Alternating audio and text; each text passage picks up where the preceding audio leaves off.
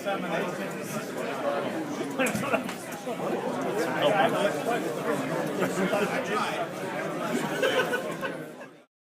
think everybody knows that BP has pretty significant operations here in Whatcom County, and as part of those operations at our refinery, we take quite a bit of oil in via our dock and via tanker. So it's important for us and for the state and for the county to, on a regular basis, drill in the event of an accident. So that's what we're doing here today. We are simulating an accident at our dock and simulating an oil spill cleanup. This scenario involves a collision with a tank ship at the dock while it was unloading crude oil, which resulted in spilling approximately 2.5 million gallons of oil into Puget Sound. This is an oil response exercise where we have a tanker that's come into dock that has ruptured. They're losing product into the water, and we follow the scenario as we try to recover the product and mitigate the effects of the spill. If you look at the 430 input into the 201, The challenge in this scenario, anytime there's this much oil spilled into Puget Sound, it's going to really tax the entire response system, not only just in Washington State, but regionally. 2.5 million gallons is a lot of oil. The role of the Coast Guard in an incident of this type would be at many levels. We would integrate in the Unified Command at the Unified Command level as a federal on-scene coordinator. And then there would be members within the Coast Guard in different units, in the response unit, logistics, the Joint Information Center, and we'd be using our training and our expertise in those areas to support and assist the response. The concept of Unified Command involves using where agencies and organizations and the responsible party, in the case of a pollution event, come together and collectively manage their resources for the benefit of the overall operation. Well, for us, the big thing is make sure that Whatcom County's issues regarding the environment and the impact of our economic situation.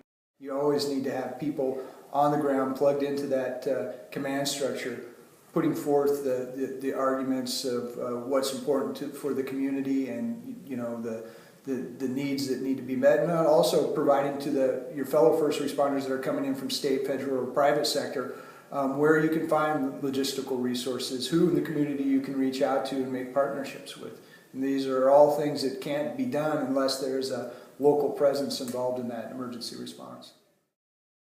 So I'm here today as the Emergency Management Director for San Juan County to be sort of coordinating with Whatcom County in that local on-scene coordinator position, both as a learning opportunity, but also to sort of chime in with what San Juan County's priorities and concerns would be should this event actually happen. In oil spill response in particular, the exercises are extremely valuable and relatively unique in the emergency management world in that they have the backing of industry. And what industry brings to the table is not just experience, but also an attention to detail and, frankly, the resources to put these exercises on at a scale and at a level of detail that is hard to replicate. So it's an amazing opportunity for me as an emergency manager, not just to get a sense of how we respond to spills and how I fit into that, but also just to exercise my understanding of the incident command system and decision making and all the various pieces that you find in every disaster response, whether it be an oil spill or anything else. So it's a rare and very unique opportunity for us, but an extremely valuable one.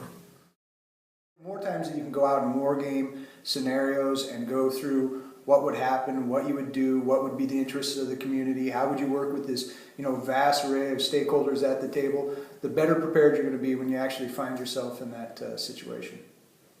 The Coast Guard participates in these exercises with the state, local, tribal, and industry partners to make sure that we see each other and we know that we can all work together if this happens for real, and that we're all on the same page and we can kind of dust off the cobwebs when it comes to using the ICS system. It's one of those things, if you don't use it, you lose it. And we all get an opportunity to really refine our skills when it's in the crisis situation of emergency response. Each time we do a drill or an exercise like this, we get better. Each time that I've been involved in a drill, I go back to my respective organization with a to-do list, things that I can perfect and improve on. And really, that's the value of a drill. If you go home empty-handed without a to-do list, really the drill is a failure. If you come back to your organization with a list of things that you need to follow up on to perfect and improve, then that's my measure of a successful drill. BP and all the related assets take our responsibility as a neighbor very seriously. And part of that is preparing for accidents. We operate every day not to have accidents, but sometimes they occur. And the professionalism that our people bring to the response is a direct result of what we're doing here today. And it's the practice, it's building the relationships with our partners at Ecology and the county and the U.S. Coast Guard. So this is a very important piece of our day-to-day operations, is being ready for an accident and preparing and planning with our response partners.